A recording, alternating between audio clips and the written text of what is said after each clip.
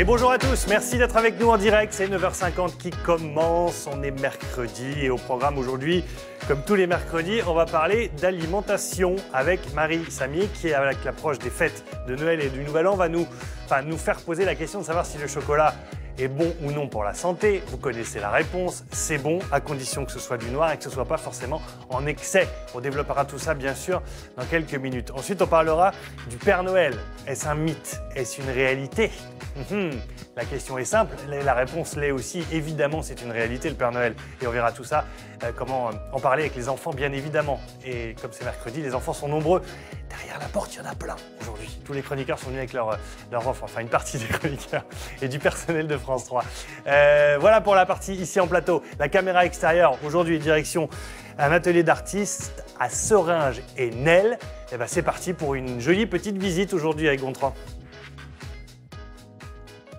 Oui, bonjour Thibaut, bonjour à tous. Aujourd'hui, nous sommes, vous l'avez dit, à Seringes et Nesle, dans le sud de l'Aisne. On n'est pas très loin de Fer-en-Tardenois, Château-Thierry. Et on a décidé aujourd'hui de vous présenter quelqu'un d'exceptionnel. Elle s'appelle Shu Chan Chen. Elle est d'origine taïwanaise. Elle habite en France depuis une trentaine d'années. Eh bien, sa spécialité, c'est la calligraphie chinoise, la peinture chinoise. Et puis, elle est devenue aussi céramiste. Elle a découvert ça en France. Elle réalise des œuvres émaillées absolument magnifiques. On va la retrouver dans quelques instants. Là, elle est dans son atelier. Elle nous attend pour un premier cours de calligraphie. À tout de suite.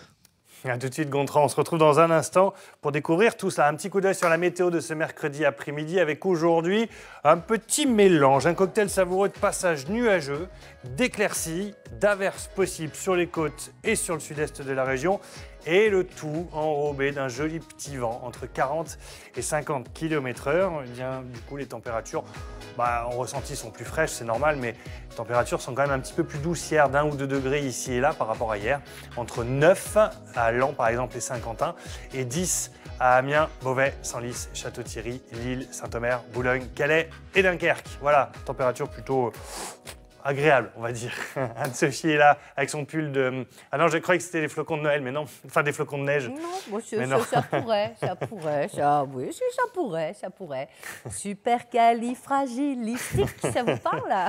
Ouais, bah oui. Marie. Mary Poppins revient 54 ans après. Ah, moi, je suis contente. Elle n'a pas changé. Voilà. Hein. Non, et puis des petites choses à faire en famille pendant les fêtes de fin d'année, aller au ciné pour voir un bon film. Voilà, qui va faire du bien. Je pense que vous irez avec toute votre smala de neveux et nièces que vous aimez tant. Voilà, vous pourrez les emmener, ça fait une belle balade avec tonton. Bon, en forme ce matin, Thibaut? Ah bah très bien. On est mercredi, il ne reste plus que 2 émissions si on ne compte pas celle d'aujourd'hui. Avant les vacances scolaires et la toute nouvelle émission Ensemble c'est mieux qui commence le 7 janvier. On vous prépare une émission vendredi de souvenirs et de best-of. Je ne sais plus où j'en suis tellement j'ai d'extraits à vous montrer. Mais voilà, ça devrait être plutôt sympa avec une bonne bande sur ce plateau. Anso, peut-être quelques photos, en tout cas quelques témoignages pour commencer. Allez. Oui, vous lancez pas un petit message d'appel au témoignage de nos téléspectateurs? Si, quand même. Du coup. Oui, vous l'avez. Allez-y alors. Si, allez-y. Non, mais juste peut-être, voilà, parce que Thibaut vient de vous le dire, il a un boulot de taré, il fait des montages de tous les extraits de 9h50, Nord-Pas-de-Calais, Picardie, Hauts-de-France, voilà, depuis 9 ans, si je ne me trompe pas, hein, Thibaut.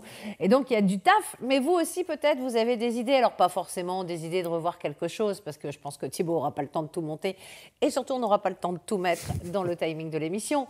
Mais un petit mail, voilà, sur votre ressenti sur l'émission, ça, vous pouvez le faire à 9h50hdf@francetv.fr. Voilà. Et vous pouvez quand même encore nous envoyer une petite vidéo, Allez, une petite vidéo courte, voilà, pour nous faire un coucou via le Facebook de France 3 Picardie. Exactement. Vous allez dans la rubrique envoyer un message et vous nous faites un petit clin d'œil. Pour une fois, on aimerait bien que ce soit vous qui passiez à la télé, ça nous ferait plaisir. Exactement. Bon, et puis regardez, on a des téléspectateurs qui sont très avides de Noël, évidemment. Et Régis nous a fait un petit photomontage avec un joli zozio. Régis qui habite à Ternier et qui souhaite à l'ensemble de la communauté 9h50 de joyeuses fêtes de fin d'année. Regardez qui est là. Ça, c'est notre ami Daniel. Alors, j'adore Daniel. Il nous envoie des mails tous les jours. Alors, hier, il poussait un coup de gueule parce qu'il dit 9h50 s'arrête. Mais il y a aussi les années bonheur qui se sont arrêtées. C'était une émission qui me plaisait. J'espère que vous reviendrez l'année prochaine, que l'esprit de l'émission sera là. Tout sera là intact, Daniel. La réponse ne est vous oui. inquiétez pas. Ben voilà, la réponse est oui. Puis Daniel en profite pour agrandir les décorations sur le mur de sa maison, décoration de Noël qui représente bien l'esprit de Noël et la magie de Noël. Et bien voilà, c'est une photo signée Odile, évidemment, le village de Noël cher au cœur de Thibaut dans la commune de Saint-Quentin.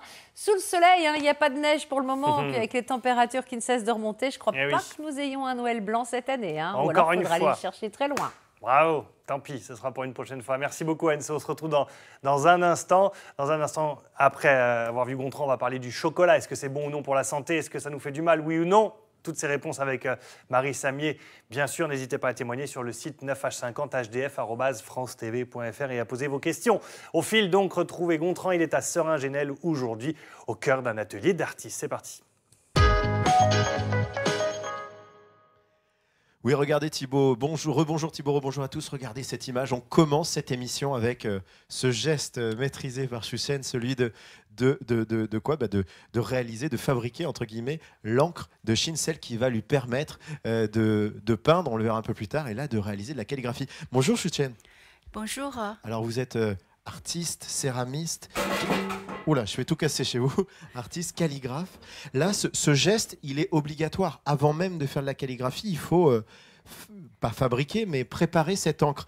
Parce qu'au départ, c'est quoi? Ce sont des pains, oui. C'est des petits bâtons? Oui, alors dans la peinture chinoise, il y a 4 trésors qui s'appellent 4 trésors.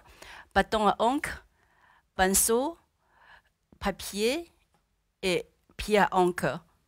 Pour notre apprentissage, dans notre tradition, le préparer de l'encre, c'est obligatoire. Et ça partie d'être calme avant l'exercice de calligraphie. C'est important d'être dans un état apaisé pour pouvoir travailler. Oui. On ne peut pas faire ça comme ça de manière aussi brutale. On préparait notre propre encre, ça n'a aussi pas le même effet. Parce que dedans, il y aura le dégradé de l'encre. Très intéressant. Vous allez faire ça combien de temps? 3-4 minutes. 3-4 minutes. Bon. Selon la quantité de l'encre. Bon. Est-ce que là, on en a assez pour commencer la démonstration? Je pense que oui. Allez, on va y aller. Alors, Soutien, vous accueillez des stagiaires chez vous ici à Nesle, dans le sud de l'Aisne. Vous leur apprenez cette calligraphie chinoise. Comment ça marche? Est-ce que on va apprendre à tenir le pinceau. Ça commence mal. Déjà, j'ai mis une goutte. C'est pas grave. Tenir le pinceau, 2 doigts face l'autre, 3 doigts pause. Comme ça. 3 doigts pause. Voilà. On va changer notre pinceau. Merci. C'est très simple. C'est très simple, dit-elle. Oui. 2 doigts face l'autre et 3 doigts pause. Ok. Et être tous 3. D'accord. Hein? Donc on va écrire le premier caractère. Je vais vous donner pour l'écrire. Merci. Est-ce que vous voulez écrire en même temps? Allez, on va essayer. Mais bon, après, je crois que je vous laisserai faire la vraie démonstration. Alors, il faut le tenir bien. Alors, je pose les 2 doigts. 2 doigts face l'autre, 3 doigts pause. OK. Et à peu près un tiers de longueur dans le bambou. Alors premier trait, on appuie. C'est trop lourd. Allez. On appuie. Et puis, lever le pinceau, revenir. Appuie, tout droit.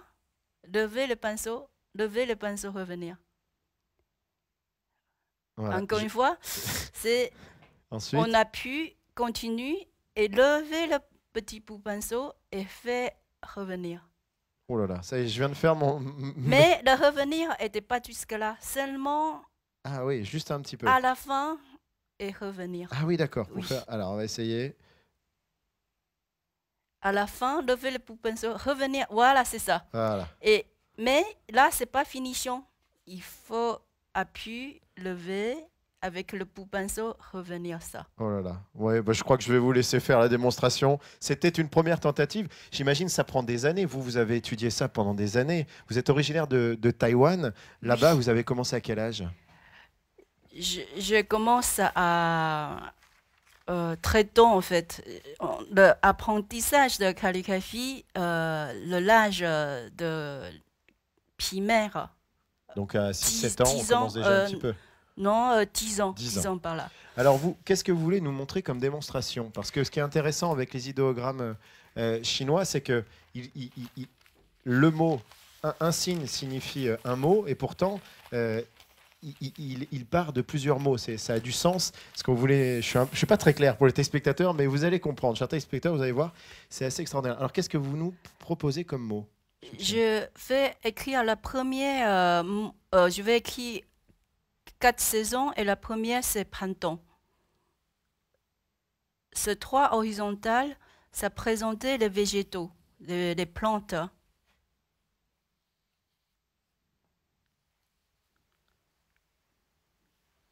Et en bas, c'est le soleil.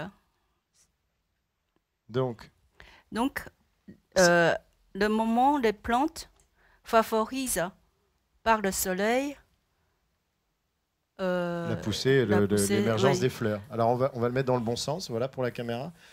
Alors, remontrez-nous un petit peu. Donc, le côté de 3 horizontal, ça signifie des plantes. D'accord. Et le soleil favorise par le soleil. Quoi que ce soit en difficulté, le printemps va commencer. Donc, les plantes, ils poussent. Ça signifie le printemps. Alors, on va en faire un deuxième. On n'aura pas forcément le temps de faire les 4 saisons. Oui, est-ce qu'on peut faire l'automne? Parce que l'automne, on peut faire l'automne, c'est-à-dire les céréales. Voilà. Le côté céréales, c'est ce côté. Alors, ça, c'est le symbole. Voilà, le céréal, le blé. Oui. Et à côté, vous allez faire... Ce côté-là, c'est le épi de blé. Ouais, tout à fait. Avec le feu. Donc, signifie l'automne. Et pourquoi le feu et le blé, ça veut dire l'automne? C'est ça qui est intéressant. L'automne, c'est-à-dire la saison de moisson. Et après moisson, la terre, on va brûler. On brûle le champ. Et ça, c'est l'automne. L'automne, c'est la saison de énormément de poésie. Alors, avant qu'on termine cette séquence, parce qu'on arrive bientôt au bout, je voulais que vous nous montriez l'évolution de cette écriture chinoise à travers les siècles. Là, vous proposez 3 suites de signes qui sont les mêmes. Ça veut dire la même chose. Celui-là, c'est le style ancien qui s'appelle sigillaire. Et ça, on est à quoi, 200 ans avant Jésus-Christ, c'est ça à peu près? Oui, c'est ça. La date, je n'ai pas par cœur. On va regarder le côté de la document. Je veux juste pour présenter la technique. Très vite. Toutes les lignes, c'est régulier comme une ficelle. Là, on voit c'est très précis. On voit c'est presque des petits dessins déjà. Oui, tout à fait. Et il y avait moins de mouvements par rapport à demi-cursif. Alors là, on est quoi 500, 600 ans après Jésus-Christ. Donc on a fait un bond de 700 ans plus tard. Oui. Là, on arrive à quelque chose, voilà, où ça y est, on arrive à des signes comme on commence à les connaître. Dans demi-cursif, on prend le pinceau et on enchaînait avec le premier geste, la première caractère, ensuite le deuxième. Tout est enchaîné comme une ficelle jusqu'à la fin. Mais dans le sigillaire, non, c'est toujours individuel. C'est plus détaché. Plus détaché. Et là, on arrive à ce que vous faites aujourd'hui, c'est ce qu'on appelle le demi-cursif. Demi-cursif. Et ce 4 caractères, c'est cérémonialité, c'est la paix, le respect, et pureté et sérénité. Et on termine sur ces 4 mots magnifiques. La sérénité, c'est vraiment ce qu'on ressent quand on est avec Xuechan, la sérénité, l'apaisement. Merci beaucoup d'avoir fait cette belle démonstration de calligraphie. On vous retrouve Thibaut dans quelques minutes. On reste dans ce bureau et elle va nous faire une démonstration, cette fois de peinture traditionnelle chinoise, toujours avec de l'encre de Chine. C'est absolument magnifique. À tout de suite. A tout de suite pour la démonstration Made in Gontran. On se retrouve dans quelques minutes. Soyez les bienvenus. Dans un instant, on va parler du chocolat. Évidemment, c'est bon pour la santé. Évidemment, c'est bon pour le moral. Évidemment, ça fait du bien à l'approche des fêtes. Mais on va voir qu'il ne faut pas le consommer en excès, avec les conseils de Marie. Ensuite, on parlera du mythe du Père Noël sur ce plateau. Du mythe, non, de la réalité du Père Noël. Mais pourquoi est-ce qu'on le considère comme un mythe ? Eh ben, c'est la question qu'on se posera avec Eugénie Adam, bien évidemment. Bonjour Marie. Bonjour Thibaut. Aujourd'hui, Noël arrive et approche à grands pas, le nouvel an idem. Du coup, qui dit fête dit chocolat, qui dit chocolat dit souvent boîte de chocolat et donc excès, n'importe quelle boîte de chocolat que l'on a entre les mains. Si on est à peu près pas raisonnable, comme 95% des gens, la boîte passe en 2 ou 3 jours, grand max. Et c'est donc pas bon, évidemment, alors que c'est dommage, puisque le chocolat est vraiment un trésor de bienfaits pour l'organisme et surtout pour le moral. Tout à fait. Donc c'est vrai que c'est prouvé que le chocolat est très bon pour la santé, parce qu'il y a beaucoup de vertus nutritionnelles à l'intérieur, qui fait que pour l'organisme, c'est vraiment un atout positif. Après, il faut savoir faire le bon faire le choix sur le bon chocolat, parce que sur les fêtes, en général, on va pas nous offrir une tablette de chocolat, on va nous offrir, comme vous dites très bien, des boîtes de chocolat, plus ou moins de bonne qualité, mais le chocolat des fêtes de fin d'année, c'est aussi le chocolat où c'est vraiment, il y a beaucoup de ganache à l'intérieur. Donc c'est là, il va y avoir plus de gras et plus de sucre en général. Et comme on a déjà dit, le gras et le sucre donnent envie d'en manger davantage. 390 000 tonnes de chocolat sont consommées chaque année par les Français. C'est énorme, ça fait à peu près 7 kilos par personne. Oui. Dans ces 7 kilos, il y a 6 kilos 500 de mauvais chocolat. Bon, après, ça dépend aussi la qualité qu'on aime aussi manger en général. Oui. Maintenant, c'est vrai que c'est prouvé qu'il est mieux de manger du vrai chocolat, c'est-à-dire le pur chocolat, le chocolat noir. Donc celui là où il y a des meilleures vertus nutritionnelles. D'accord ? Donc il faut savoir que dans le chocolat est riche en magnésium et en potassium, ce qui permet justement de lutter contre la dépression, la fatigue, et ça permet justement ces précurseurs de la sérotonine, donc l'hormone du bien-être. Donc c'est vrai que c'est prouvé quand on n'est pas bien, un petit morceau de chocolat et c'est reparti. Donc c'est vrai que le meilleur des chocolats restera vraiment le chocolat noir, pur cacao, celui qui est très amer en termes de goût. Qui est immangeable en fait. Enfin, qui est immangeable pour ceux qui ne s'y connaissent pas, mais par exemple quand on est habitué au chocolat noir traditionnel, celui qui est vraiment quasiment à 90% de cacao, c'est hyper amer. On en mange un bout et c'est tout, quoi. Voilà, donc c'est la quantité qui va justement, on va résister davantage. Donc, très bon pour le moral, très riche en flavonoïdes, donc qui nous permet de réduire le cholestérol. Eh ben, il est vrai aussi que quand on a trop de cholestérol, un petit carré de chocolat, ça fait pas de mal non plus. C'est riche en fibres alimentaires, c'est très bon pour le cœur, la tension artérielle, donc les personnes qui ont des problèmes d'hypertension artérielle. Il a été prouvé que manger 10 grammes par jour de chocolat, ce qui équivaut aux petites mignonnettes, par exemple, qu'on peut retrouver avec le café. Ah oui, c'est petit quand même, hein, c'est pas beaucoup. C'est petit, mais c'est assez en général. Ouais. Après, il faut savoir que le chocolat est aussi assez calorique, donc il faut faire attention aux quantités. Donc, c'est assez dans la journée pour réguler justement la tension au fur et à mesure du temps. C'est très bon pour la peau, c'est très bon pour le cerveau, la concentration. Qui n'a pas eu envie de manger du chocolat après avoir révisé pendant des heures et des heures ses bouquins en général? Ça redonne un petit coup de boost après aussi. Ça joue sur la vue aussi, paraît-il? Oui, parce que ça permet justement d'avoir un influx sanguin beaucoup plus important. Donc sur la rétine, ça va jouer aussi. Donc ça ne veut pas dire quand on a des problèmes de vue qu'on va manger des tonnes de chocolat et tout va aller mieux. Mais ça permet justement de prévenir un petit peu la baisse au niveau de la vue. Le problème, c'est ça. C'est ce qui est à l'écran là. C'est-à-dire que vous parlez de chocolat noir, mais la plupart du temps, le chocolat se trouve sous toutes ses formes. Il y a du chocolat blanc, du chocolat au lait, du chocolat avec des amandes dedans, avec des noisettes, avec des fruits, soufflés, arrangés, des barres de chocolat, de la pâte à tartiner. Il y a des dizaines de formes de chocolat. Le tout, c'est de ne pas se tromper. On a tendance à croire que tous les chocolats sont bons. C'est ça le problème. Alors, tous les chocolats ne sont pas bons parce que ceux-là sont très sucrés. Ceux qu'on va voir aussi à l'écran sont très bien, mais très riches aussi en ganache. Il y en a, il va y avoir qu'une base de chocolat dessus et de la pâte d'amande. Donc, ça, c'est les chocolats de fête qui fait que ça donne envie d'en manger plus. Le traditionnel chocolat comme ça, dont on ne va pas citer la marque, mais il y a de la pâte à tartiner à l'intérieur. Il y a le croquant à l'extérieur. Donc, dès qu'on en mange un, on a envie d'en manger plus. Le chocolat est bon pour la santé, le moral, mais on va dire aussi que pour 100 grammes de chocolat, il y a 500 calories. C'est quand même énorme. Donc, si on en mange beaucoup, forcément qu'après, derrière, il y a un risque sur le poids. On en arrive au problème qui est que ce chocolat dont vous parlez, qui est celui qu'on mange dans les soirées de l'ambassadeur notamment, quand on commence à en manger un, c'est quasiment impossible de s'arrêter. C'est dû à quoi? C'est le cerveau qui dit « tant qu'il y en a, vas-y » Alors, qu'est-ce qui fait qu'on a envie toujours d'en manger plus? C'est lié au fait qu'au final, il y ait beaucoup de sucre et de gras. Sur l'aspect d'un chocolat comme ça, quand on croque à l'intérieur, il y a un croustillant. Parce qu'il n'y a pas du chocolat, il y a une petite... comment on appelle ça Un enrobage? Le croquant. Le croquant, le croquant.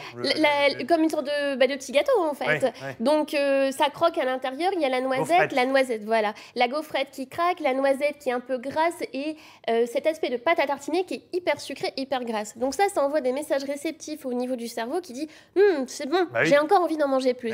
Donc, 1 ne suffit pas, 2, 3, et puis après, du coup, c'est trop tard, quoi. C'est le paquet qui passe. Mais c'est la même chose avec une tablette de chocolat. Vous dites on mange un carreau de chocolat, mais quand on mange un carreau de chocolat et qu'on remet la tablette dedans, c'est pas droit. Donc, on a envie de manger le deuxième pour que ça rentre bien. Tout dépend aussi. Le résultat, aussi. C'est taper deux petits morceaux. Voilà, tout dépend aussi de la qualité. Plus ça va être riche en cacao, moins j'ai envie d'en manger. Donc un seul me suffit parce que du coup j'ai apaisé mes papilles gustatives sur la saveur au niveau du cacao.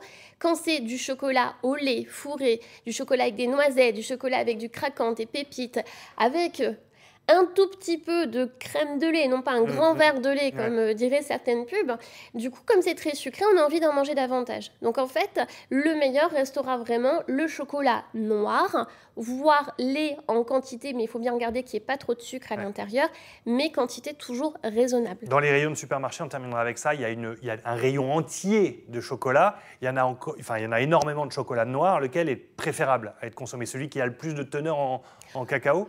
Je dirais qu'il vaudrait mieux quand même être à au moins 70% de cacao. Après, j'ai déjà goûté le 90%, et je crois qu'on l'avait déjà goûté aussi l'année dernière ensemble. Il est vraiment très fort. Donc 90%, rares sont les personnes qui vont le manger aussi. Et après, même sur les tablettes de 90%, on voit très bien la tablette, elle est très très fine en fait. Parce que du coup, on va en manger très peu. Donc l'idéal reste le chocolat noir, au moins à 70% de cacao. Après, on peut aussi utiliser, par exemple, boire une vraie tasse de lait au chocolat avec type une certaine marque de chocolat en poudre, mais c'est que du cacao. Et ça, c'est le vrai chocolat de Noël qu'on va boire quand il fait très froid. Et ça, c'est très bon pour la santé aussi. Très bien. Merci beaucoup pour ces conseils. Il manque juste le froid. Mais sinon, pour le chocolat, c'est bon. Merci beaucoup, Marie. Anso, quelques réactions peut-être? Des témoignages sur la boîte mail. Le chocolat, c'est bon pour le moral, c'est bon pour la santé. Encore faut-il savoir le doser. On en a déjà parlé tous les trois, c'est vrai. Moi, je suis 85%. Vous voyez, cacao noir, 85%. Et le petit carré, tous les jours, Thibaut, c'est vraiment excellent. Et alors, l'avantage, Marie, n'est-ce pas, et c'est pas vous qui allez me dire le contraire, c'est que comme le chocolat noir est fort en goût, on arrive vite à satisfaction du chocolat, et on n'a pas toutes ces petites choses croquantes, sucrées, machin, et on n'a pas besoin d'en prendre un autre morceau, juste le petit carré ou les 2 petits carrés de chocolat noir. Tout à fait, mais c'est parce que comme ce genre de chocolat est très riche en cacao, du coup le cerveau tout de suite il est satisfait, donc du coup il n'a pas forcément envie d'aller davantage sur des plus grandes quantités, et comme on a dit aussi, comme c'est moins riche en sucre et en graisse, le cerveau sur les papilles gustatives, du coup il est satisfait, il n'en a pas forcément besoin de plus. Mais les personnes qui sont habituées à manger des chocolats comme ça n'aimeront que le chocolat noir. La personne qui mangera plutôt du chocolat blanc, pour repartir sur du chocolat noir comme ça, c'est peine perdue en général. Il faut un temps, c'est un petit parcours. Moi, je l'ai fait, je vais être très honnête. J'aimais le chocolat blanc, le chocolat au lait. Voilà, il y a certains chocolatiers qui font des chocolats blancs avec une petite crème à l'intérieur. Je ne pouvais pas m'en passer. Et puis petit à petit, Thibaut, et je vous conseille cet exercice, je me suis mise à découvrir les vertus du chocolat noir. Et c'est justement pour le goût, et c'est exceptionnel. J'ai en permanence 5 plaques dans mon placard. Je ne les consomme pas rapidement, je vous rassure, elles font au moins 3-4 mois, mais voilà, vous voyez, c'est le chocolat noir est devenu mon ami. À 85%. Alors, on a eu quelques petites réactions. À 85%. Le 90, c'est un peu trop amer pour moi, mais à 85, il est excellent. On a eu quelques petites réactions, notamment Véronique qui nous dit que le chocolat noir aurait aussi des vertus incontestables pour les accidents vasculaires cérébraux que pour l'infarctus ou l'hypertension. Ça faut passer à dilate les 90 vaisseaux et ça fait baisser le cholestérol. Donc, vous voyez, je ne sais pas, mais bon, en tout cas, si ce sont des vertus qu'on lui prête, vive le chocolat noir. Je suis une militante du chocolat noir. Très bien, merci beaucoup. Merci. Après, sur la consommation, comme on disait tout à l'heure, c'est bien pour l'hypertension, les infections, enfin tout ce qui est cardiaque. Après, 10 grammes par jour, qui équivaut justement à un petit carré ou 2 petits carrés au quotidien, moi, je le préconise aussi. Même pour une perte de poids, il n'y a pas de contre-indication. Tout est une question toujours de quantité. Comme on a toujours dit, c'est possible de maigrir avec du chocolat et grossir avec des haricots verts. Tout est question d'une quantité. Surtout si on rajoute du beurre. On en a parlé ça aussi par rapport à la frustration pour les régimes. On a évoqué ça il n'y a pas très longtemps, Marie. Vous disiez quand on se prive, on a tendance à manger plus les aliments interdits, tandis que si vous prenez le petit carré de chocolat noir tous les jours, vous ne serez pas frustré. Moi, je vais vous laisser. Le goût du cacao, je retourne là-bas et puis je reviendrai après. Vous allez voir Bertrand. Moi, j'ai quand même... Gontran, pas Bertrand. J'ai quand même des petites photos à vous montrer, Thibaut, qui sont très chouettes. Je reviens. Regardez. Ce sont des photos qui ont été envoyées par Cécile de Compiègne, qui nous a envoyé ce matin, puisqu'elle fait des jolies balades de temps en temps dans le parc du château de Compiègne. Eh bien, un petit rouge-gorge et une petite mésange bleue. Voilà les petits animaux, les petits osios que croise Cécile sur sa route et qu'elle sait, comme d'autres téléspectateurs, immortaliser pour notre plus grand plaisir. Nous, avec n'importe quel appareil photo, il nous faudrait 10 minutes au moins pour essayer d'approcher de loin l'oiseau. Vous êtes gentil, 10 minutes, moi 10 heures. Pour l'avoir de loin. Là, pour être de près comme ça, c'est inenvisageable. Merci beaucoup, Anso. Merci, Marie. Et bonne fête. Bonne fête de fin d'année. Bien À l'année sûr. prochaine. On file retrouver Gontran à l'extérieur. Il a fait de la calligraphie pour nous. Il est à l'épreuve aujourd'hui dans cet atelier d'artiste. Oui Thibaut, on est toujours dans l'atelier de Su Chan-chen. Tout à l'heure, il nous a fait une démonstration de calligraphie. Là, on voulait vous montrer la partie peinture. Parce que la peinture chinoise, c'est évidemment un art aussi ancestral qu'elle maîtrise très très bien. Su Chan, je rappelle, vous êtes originaire de Taïwan, de Taipei. Vous avez fait vos études d'art à Taipei. Vous êtes venu en France dans les années 80, c'est ça? Oui, l'année Voilà. 80. Vous avez fait les Beaux-Arts à Paris. Et on en reparlera un petit peu.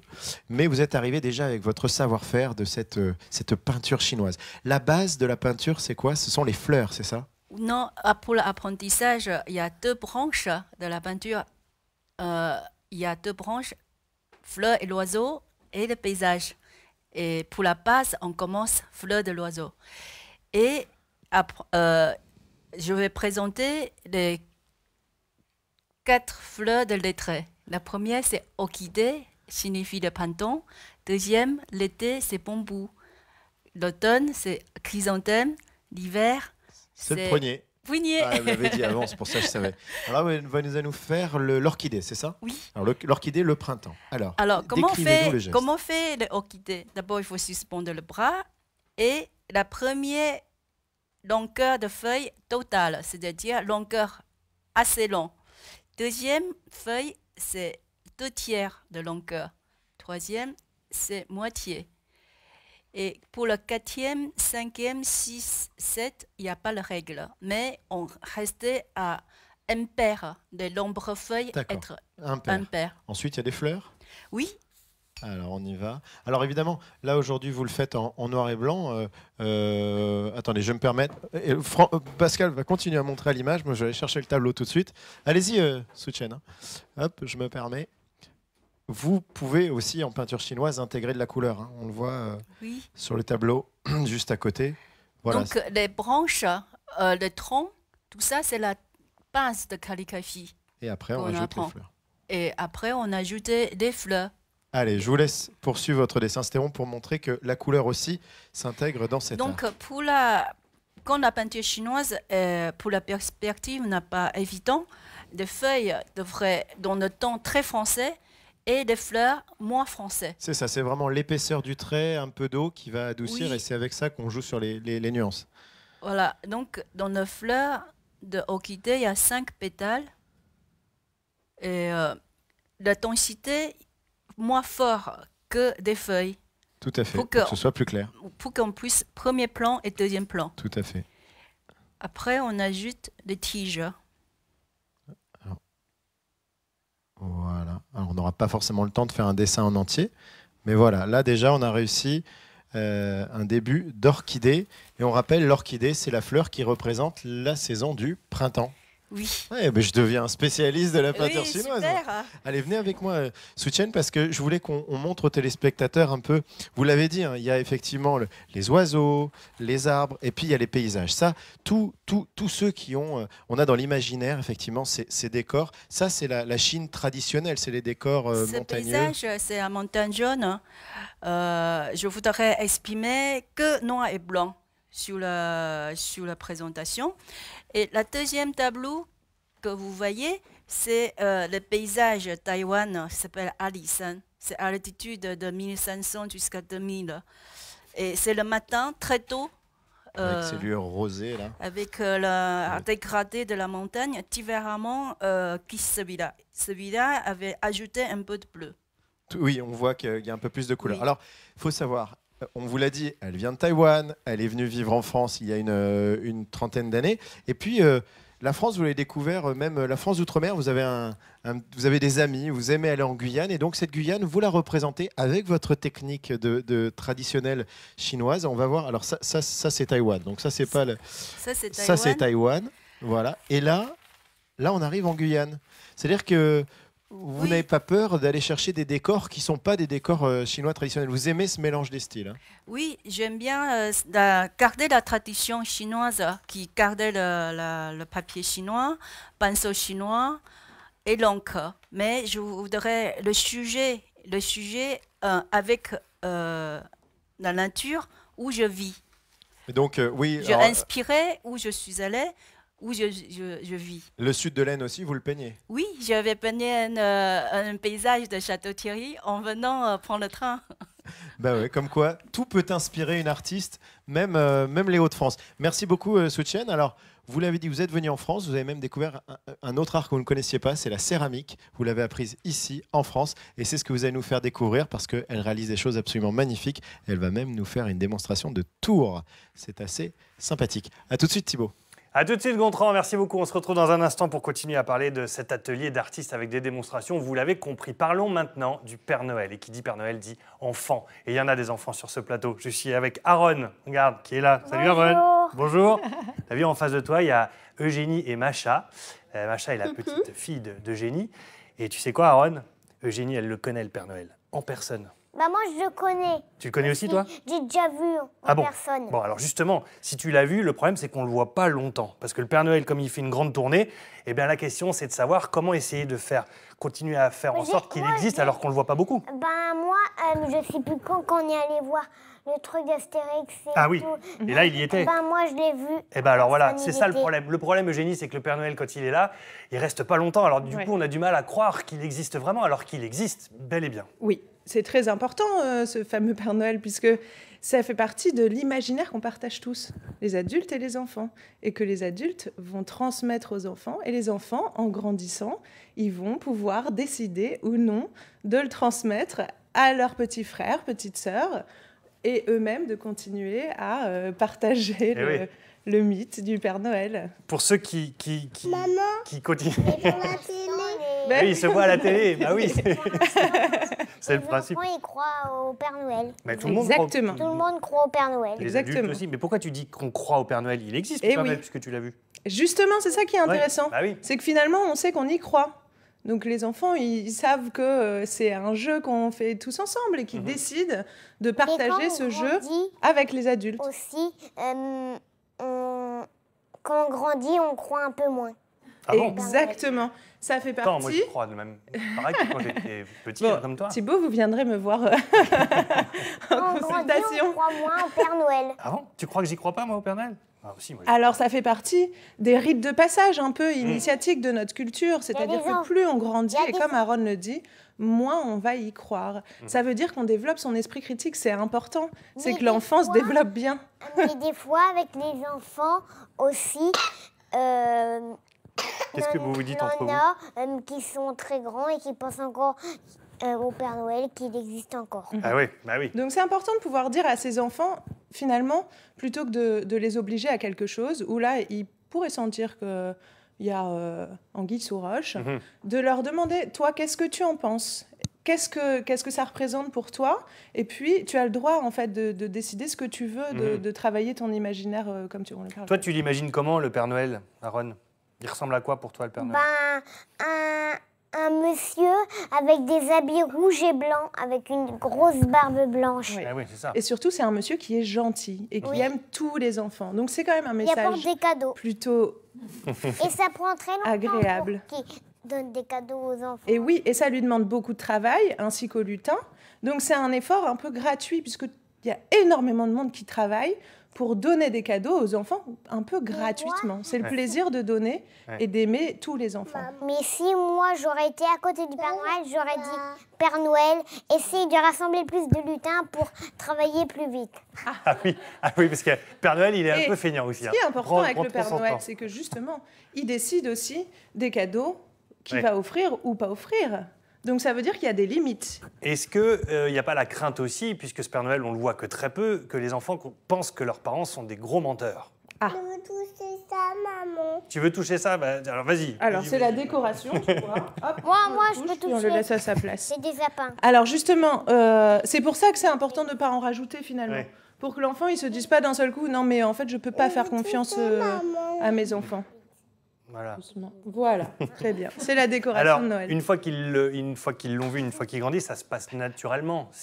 Oui, ça se passe Il n'y a naturellement. jamais de reproche quand les enfants grandissent de dire tu m'as menti. Eh bien, c'est pour ça que c'est pas la peine d'insister. En fait, quand on voit qu'il commence à y avoir des doutes, on l'accompagne dans sa découverte, sans C'est pas grave, ma C'est pas chérie. très grave, C'est pas ma grave, biche. t'inquiète. sans précipiter quoi que ce soit, mais en l'accompagnant et justement en valorisant le fait qu'en fait, il grandit, qu'il développe son esprit critique, mais que s'il y a des petits frères et sœurs, selon ce qu'on veut transmettre, lui-même, il va faire partie maintenant du monde un peu des grands et qui peut participer à garder la magie pour les plus petits. Est-ce que si on le voit dans la nuit de Noël, tu l'as déjà vu toi dans la nuit de, tu sais, le matin où on a les cadeaux au pied du sapin, est-ce que tu l'as déjà vu dans la nuit passer comme ça rapidement avec son traîneau ou pas? Non, mais une fois, j'ai demandé au Père Noël de rester le matin pour qu'on boit un chocolat chaud. Ah Et oui. bien entendu, du coup, il est resté. Il est resté avec toi?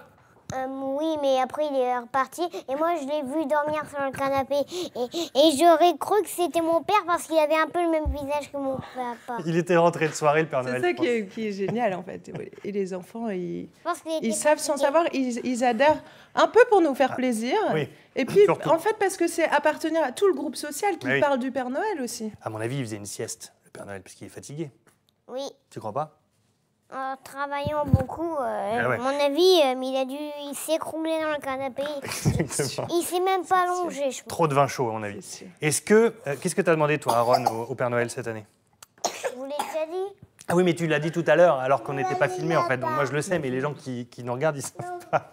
Ils savent pas encore, mais t'as demandé quoi, toi? J'ai demandé un magasin de Power Rangers, j'ai demandé des robots assemblés, puis le reste, je sais plus, mais... Ah bah, le reste, c'est la surprise. Il apporte pas non plus tout ce que tu veux. Oui.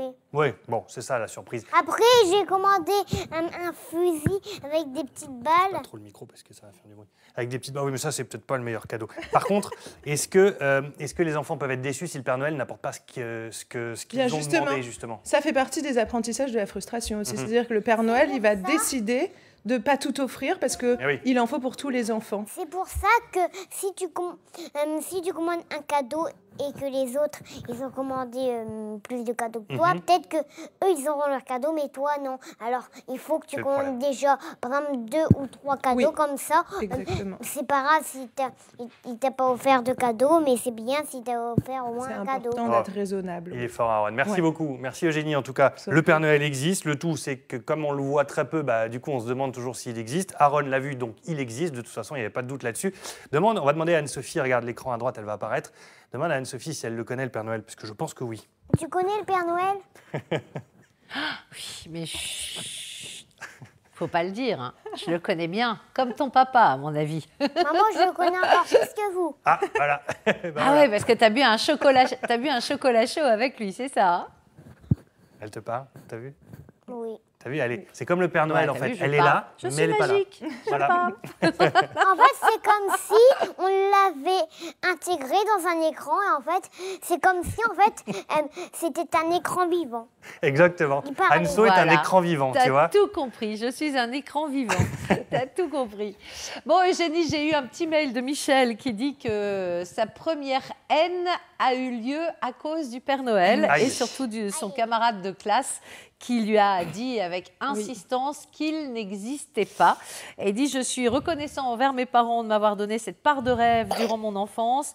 On se rend hélas compte bien assez tôt que tout ne tourne pas au mieux en ce bas monde. » Ben oui.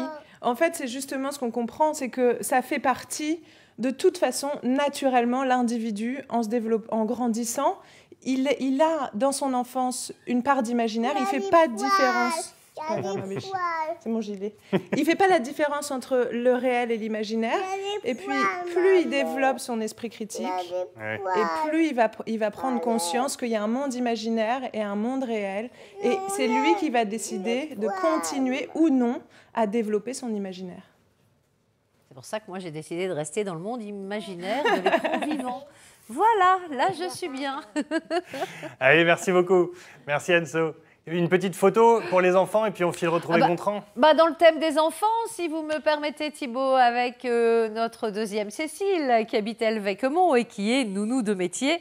Elle nous dit ce matin, c'est atelier petite lettre pour le Père Noël et puis après, eh bien, ils vont peindre les bottes du Père Noël. Voilà pour l'arrivée, donc la semaine prochaine. Enfin, ça va vite maintenant, il ne reste plus beaucoup de jours. Hein. Ah oui. J'espère que le Père Combien Noël de va dodo trouver avant des Noël, là lutins pour continuer ses cadeaux. Combien de dodo? 4, 3, 4. Allez, 4. 5. Non, pas 4. Mercredi à jeudi, Cinq. jeudi à vendredi, 5 vendredi à dodo. samedi, samedi à Encore dimanche, 5 dodo. dimanche à lundi, Ah, lundi ça, à mardi, c'est 6. 6 dodo. Ah oui. Allez, 6 dodo. Regarde la caméra Six. là et tu peux aller dire bonjour à Gontran. On va le retrouver là-bas. Il est dans un atelier d'artiste. Tu dis au revoir et on regarde la caméra là. Au revoir. Allez, Gontran, c'est parti. Direction l'atelier d'artiste à Seringes et Nel. Merci Aaron, t'as été super.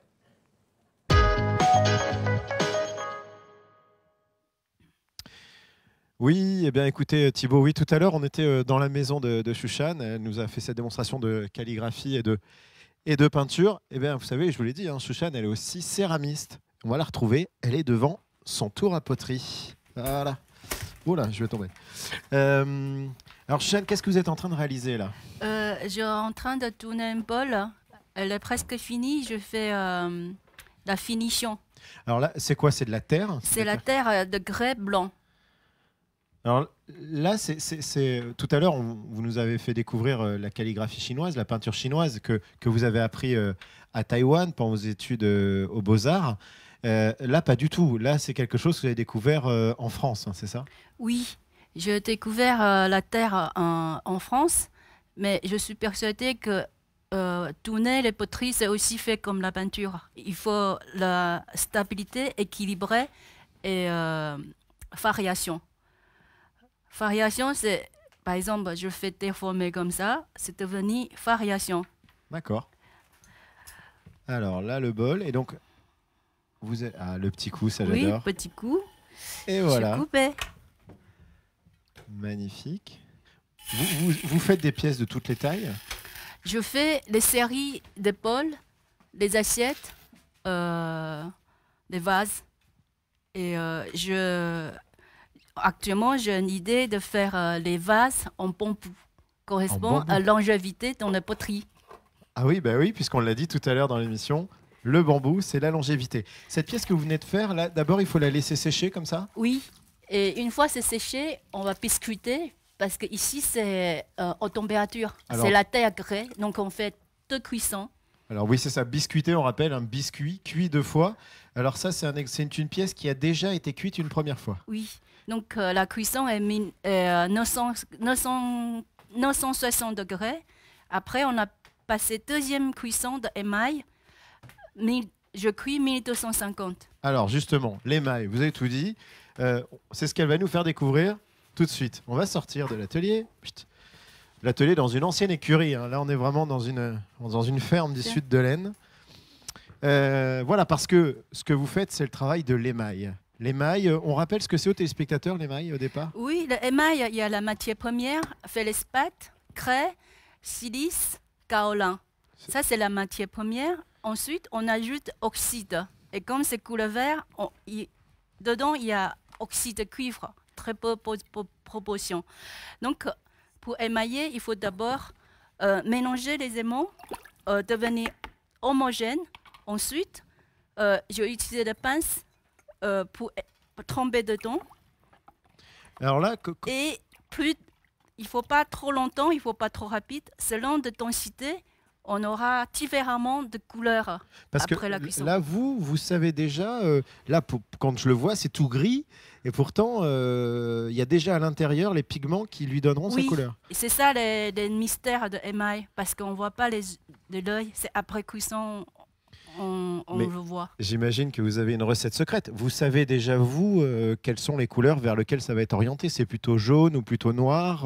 Oui, c'est couleur vert parce que c'est oxyde de cuivre. D'accord. Oui. Donc là, vous savez que là, celui-là, après cuisson, il sera vert. Oui, Alors, justement, on est là en image, on voit les pièces terminées. Alors, vous l'aviez dit, la première cuisson, 900 degrés. Ensuite, on passe dans l'émail et on le recuit encore 1200 degrés. Et on arrive à des pièces comme celle-ci.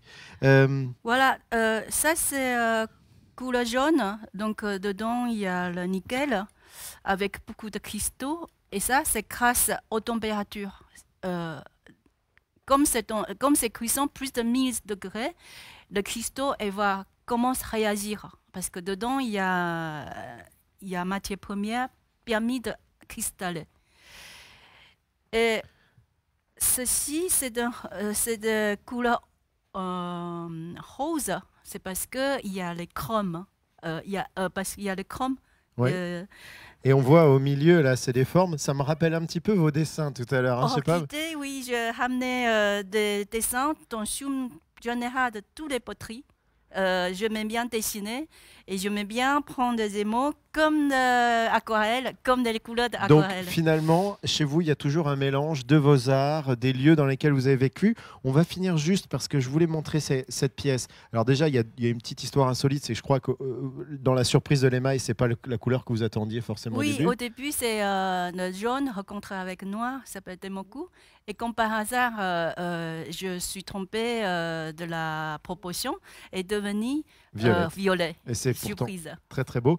Et je voulais juste le signaler, la deuxième insolite, c'est que c'est un bol, vous êtes très attaché à la cérémonialité japonaise. Alors vous êtes chinoise, c'est pas japonaise, mais vous êtes attaché à cette cérémonialité. Et ce sont des bols dans cette tradition-là. Oui, c'est de forme de hauteur et surtout, elle est. On peut mettre 4 doigts. Oui, pas complètement 3, elle est un peu enrobée. Ouvert. Oui. Et ben voilà, et puis des assiettes, et puis plein de choses à découvrir, notamment parce que vous faites partie des artistes du Sud de l'Aisne qui exposent leurs œuvres à Laon, à l'hôtel du Petit Saint-Vincent. Donc n'hésitez pas, une fois par semaine, c'est quand? C'est le samedi, c'est ça? C'est tous les samedis. Voilà, n'hésitez pas. En décembre, tous les samedis. Eh ben, n'hésitez pas à aller voir effectivement les œuvres réalisées par tous les artistes du Sud de l'Aisne et notamment Xu Shenchen. Merci beaucoup, on se retrouve dans quelques minutes pour le mot de la fin, pour conclure cette émission. Merci à vous. Merci beaucoup, Gontran. On se retrouve dans un instant avec votre invité à Taïwan. Voilà, ça se passe dans le sud de l'Aisne. On se retrouve dans quelques minutes pour se dire au revoir. Anne-Sophie, on a 4 minutes 15 pour parler des thèmes de demain. Bah j'y vais, des photos. J'y vais. Non, je vous montre des photos, Voilà, parce qu'on en a reçu pendant l'émission encore, évidemment, sur notre mail 9h50hdf@francetv.fr. Et regardez celle-ci comme elle est amusante. Si je comprends tout bien, c'est Boulogne qui fait un petit câlin. Et en fait, c'est Simone qui habite à Brebières, c'est entre Douai et Arras. Elle nous regarde tous les matins depuis son séjour atelier de couture. Ah bah, Simone, très bien. Bonjour Simone. Elle est une fan de l'émission. Elle fait de la pub à toutes ses clientes qui passent la voir et elle a hâte de nous retrouver après les vacances de Noël. À 10h50, photo, Simone. Il faut bien noter les 10h50. nouvel horaire. On va changer l'horaire. Voilà.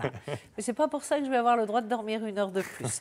Bon, allez, on continue avec une photo d'Odile qui est toujours du côté de Saint-Quentin où on voit la magnifique mairie, le magnifique hôtel de ville à côté de ce sapin dans le ciel toujours bleu azur. Direction maintenant la Bretagne où se trouve notre ami Reynald, mais qui habite ici, hein, je vous rassure. Et donc il nous fait un petit coucou. Il est aujourd'hui, lui, en atelier fabrication de la gaufre du Nouvel An, qui est une tradition des Hauts-de-France. Donc il faut les fabriquer aujourd'hui pour qu'elles soient bien croquantes et croustillantes le 31 décembre. Autre photo, regardez, qui est prêt à passer le cap de 2018 vers 2019. Daniel. Vous l'avez reconnu, Thibaut? Voilà, c'est notre ami Daniel. Et si je ne me gourre pas, j'en ai une. Regardez le seul Daniel, oui. Et regardez, je vous parlais de l'atelier que fait Cécile avec ses petits. Eh bien, pendant que nous parlions et pendant qu'on regardait Gontran, la botte du Père Noël a pris de la couleur. Elle est devenue toute rouge. Et l'autre Cécile de Compiègne, tenez à vous rassurer, Thibaut, elle a un magnifique téléobjectif pour prendre les petits osios de près. Elle n'est pas collée à côté d'eux. Donc même elle, en étant tout près, elle ne saurait pas faire la photo non plus. Bon, on revient demain pour une émission. Anso, j'ai juste un truc à vous montrer. Un pull de Noël sur ce plateau. Clémence, allez.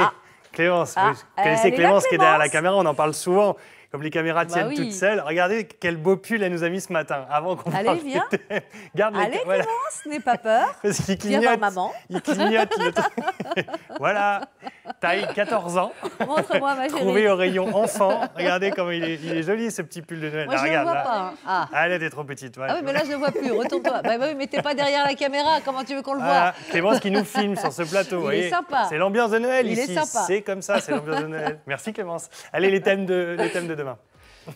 Eh bien oui, les thèmes de demain, le Raoul Band, ce sera le coup de cœur et ça va faire plaisir à notre ami François de Godvarsveld, évidemment. Ils viennent de sortir leur album cette semaine, le 17 décembre, lundi pour être précise. Éducation, nous verrons qu'il y a du covoiturage au lycée, ça aurait pu être un thème de Ensemble c'est mieux aussi ça. Et puis la solidarité avec le Noël de nos aînés, Quand les jeunes rencontrent les anciens, ça se passe à Amiens. Ah bah, Voilà très le bien. programme demain, Thibaut. Merci Anso, merci beaucoup. À demain, évidemment. On va aller dire au revoir à Gontran. Merci Gontran pour cette très très belle émission avec vous. Eh oui Thibaut, c'est le moment de se dire au revoir. J'ai pas pu résister, vous me connaissez, à découvrir. Je sais pas si je me débrouille très très bien. Ça va, je me débrouille bien? Oui, très bien. Ouais, c'est un bon professeur, Chou. Bah écoutez, voilà, si vous avez envie de découvrir le travail de Chouchen en calligraphie, en peinture ou encore en céramique, vous avez un site internet. Hein. Oui, terre-encre.net. Et voilà, cliquez sur la terre, c'est les poteries. Cliquez sur le encre, c'est la c'est la peinture. peinture. Et voilà. Ah, je sais pas si je me sais bien débrouillé. Ça donne quoi? C'est bien, c'est pas bien? Une vase. Bah voilà, mais je vais essayer de m'améliorer. Merci beaucoup pour votre accueil. Merci à vous. Et puis, bah écoutez, nous on se retrouve dès demain, 9h50. À bientôt. Allez, j'y retourne. Merci beaucoup Gontran, merci. Dans un instant, vous êtes formidable avec Virginie Demange. Aujourd'hui, c'est Martin Lejeune, vice-champion olympique de breakdance, qui est son invité. Nous, on se retrouve demain. À quelle heure? 9h50, évidemment. À demain, merci à tous.